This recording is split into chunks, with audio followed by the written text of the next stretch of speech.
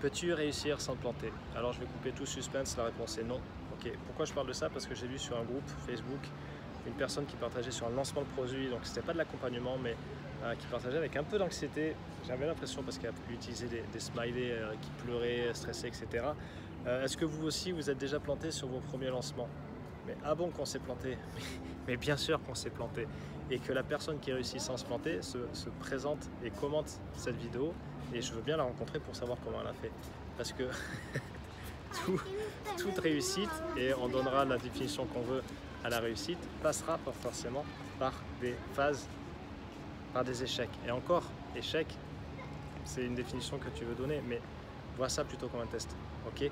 Parce que, encore une fois, je vais donner l'exemple de mon fils qui marche, qui se casse la gueule et qui se relève et qui se pose même pas la question parce que pour lui, il échoue pas, parce que ça n'existe même pas pour lui d'échouer. Vois ça comme de l'apprentissage et du test et du learn. C'est comme pour tout. C'est comme pour tout. C'est comme pour tout. Donc, si tu crois que tu vas passer au niveau d'après sans te planter, tu te mets le doigt dans l'œil et jusqu'au coude. Jusqu'au coude et tu vas sortir avec un œil crevé. Donc fais attention, j'ai pas envie que tu finisses borgne. Par contre, j'ai envie que tu avances. Donc vraiment embrasse l'échec. On va parler d'apprentissage. Embrasse l'apprentissage, embrasse le test et vas-y. Et mets-toi vraiment dans cet état d'esprit que ça sera.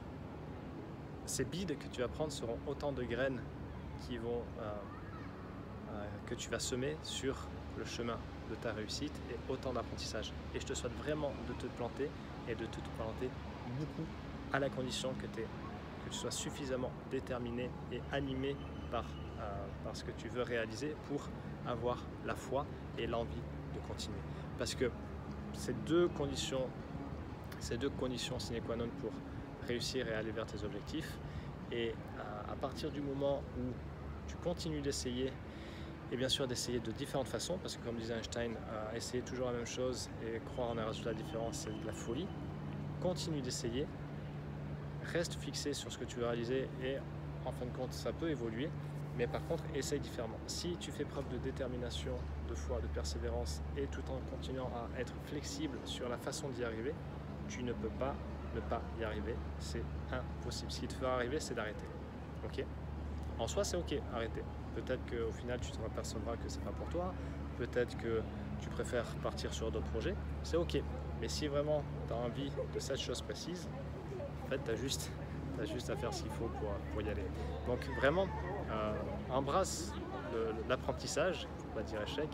Et le nombre de fois, moi quand j'étais parti au début sur des campagnes pub, sur des webinaires en live, je mettais du budget, la connexion internet foirée, j'avais 2 personnes inscrites, hein, une personne connectée qui partait au bout de 8 minutes parce que mon webinaire était nul et je le blâme pas. Si je m'étais arrêté là, en fait, je ne serais pas en train de faire une vidéo, mais c'est il y a 3 ans. Et donc vas-y, je peux t'inviter qu'à ça.